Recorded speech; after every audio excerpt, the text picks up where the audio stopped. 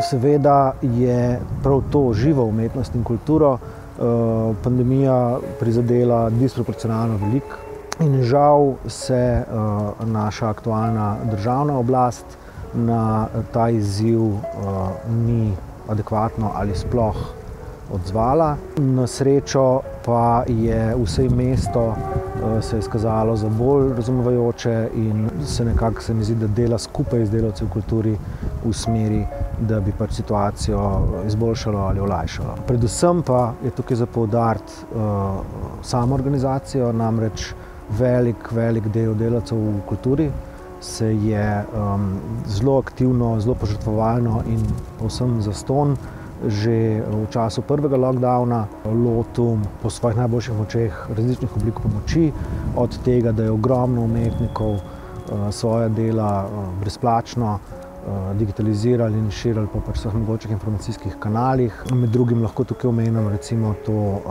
posvetovalnico za samozaposlene, ki je bila producirana v sodelovanju med asociacijo in Centrom za kreativnost pri MAO.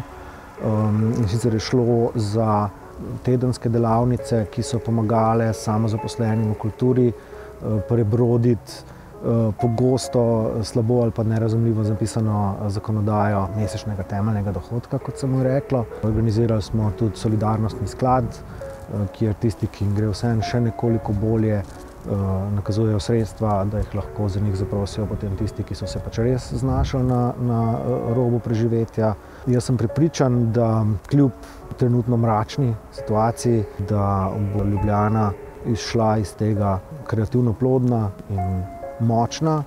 Ja, jaz si močno želim, da glede na to, da govorimo o Evropski prestolnici kulture 2025, da bo takrat trenutna situacija samo še slab spomin.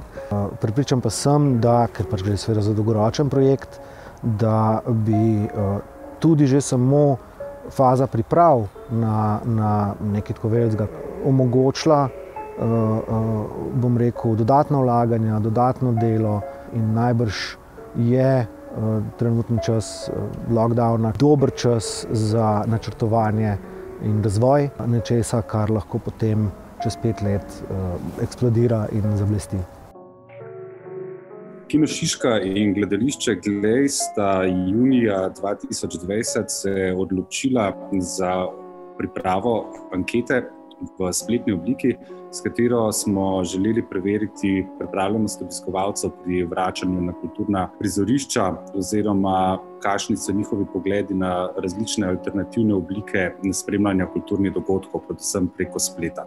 Razlogi, zakaj smo se za to odločili, so povsem enostavni. Organizatorji kulturnih dogodkov smo ob pojavu koronavirusa se znašli v nezavidljivem položaju in obenem nismo bili povsem prepričani, kako bo naše ciljno občinstvo se začelo odločati oziroma kakšne strategije obiskovanja, spremljanja kulturnih aktivnosti nas organizatorjev in producentov, kakšno stališče do tega bodo zavzeli. Šlo je za to, da je v spletni anketi, ki je trajala približno dobrih 14 dni, na vprašanja odgovorilo 2207 respondentov. To je številka, na kateri temelji analiza odgovorov. Naša izhodišča so bila zelo preprosta. Zanimalo nas je, ali so se obiskovalci pripravljeni vračati na kulturna prizorišča in pod kakšnimi pogoji želijo priti nazaj, na kakšen način so kulturo spremljali v času prvega zaprtja.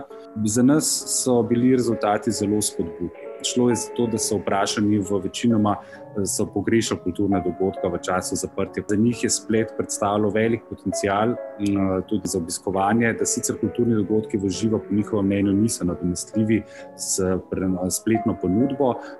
Dobili pa smo tudi vpogled v to, ali so se pripravljeni za obiskovanje oziroma spremljanje kulturnih aktivnosti na spletu ponuditi finančno nadomestilo. To je bila anketa, ki je bila vseeno izvedena meseca junija, sedaj pa smo v drugem valu zaprtja. In v Kino Šiška smo v tem času organizirali tudi serijo hibridnih koncertov, tako v kombinaciji publika v dvorani, prenos preko spleta in samo spletni prenosi, in to ne brezplačno, temveč plačljivi spletni prenosi.